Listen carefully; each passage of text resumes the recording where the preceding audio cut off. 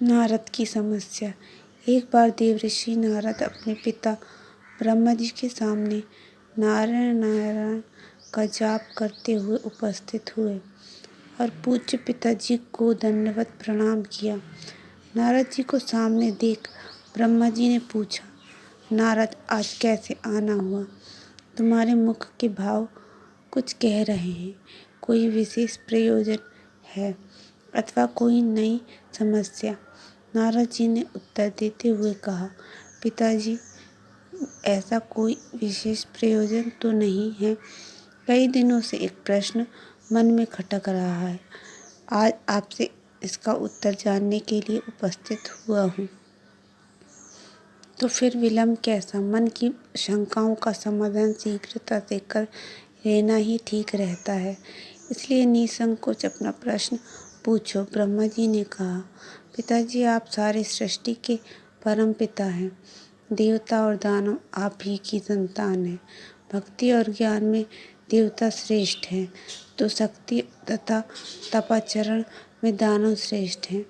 परंतु मैं इसी प्रश्न में उलझा हुआ हूँ कि इन दोनों में कौन अधिक श्रेष्ठ है और अपने देवों को स्वर्ग और दानव को पाताललोक में जगह दी, ऐसा क्यों?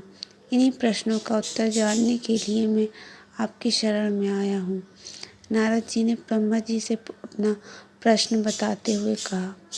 नारद का प्रश्न सुना ब्रह्मदेव बोले, नारद इस प्रश्न का उत्तर देना तो कठिन है और इसका उत्तर मैं नहीं दे पाऊंगा, क्योंकि देव और दानव दोनों ही मेरे पुत्र हैं एवं अपने ही दो पुत्रों की तुलना अपने ही मुख से करना उचित नहीं होगा। लेकिन फिर भी तुम्हारे प्रश्न का उत्तर ढूंढने में तुम्हारी सहायता कर सकता हूँ। तुम आज ही देवों और दानवों दोनों को मेरी ओर से भोजन का निमंत्रण दो।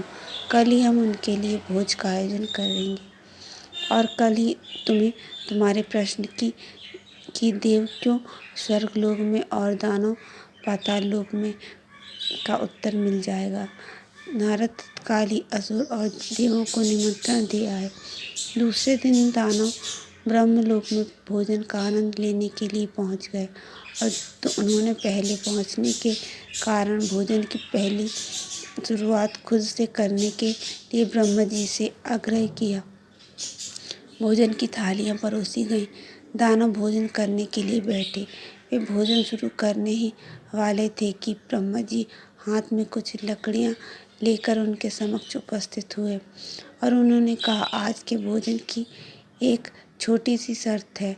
मैं यहाँ उपस्थित हर एक अतिथि के हाथों में, दोनों हाथों में इस प्रकार से लकड़ी बांधूंगा कि उनकी कोहनी मुड़ नहीं पाए और इसी स्थिति में सभी को भोजन करना होगा।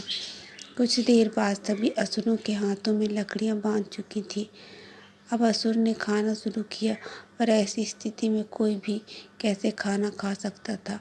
कोई असुर सीधे थाली में मुंह डालकर खाने का प्रयास करने लगा तो कोई भोजन को हवा में उछालकर मुंह में डालने का प्रयत्न करने लगा।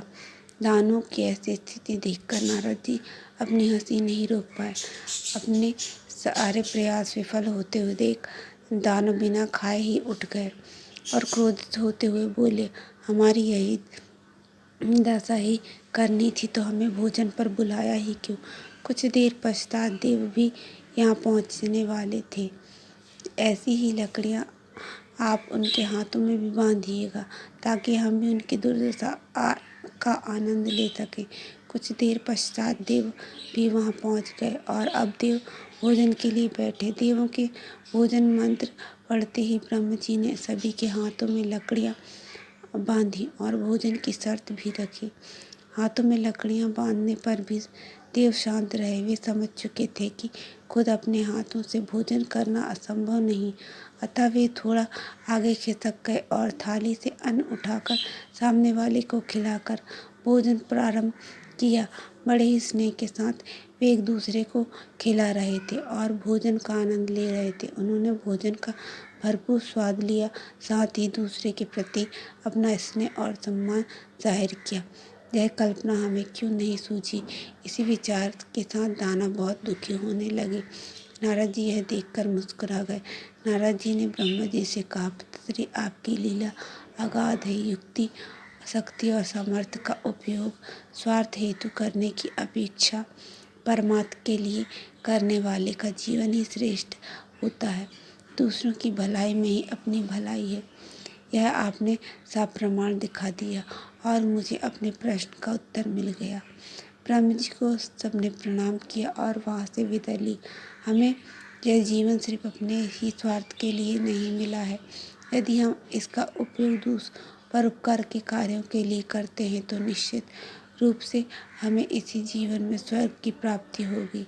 यदि हम दूसरों को प्यार और स्नेह देंगे तो बदले में हमें भी वही मिलेगा।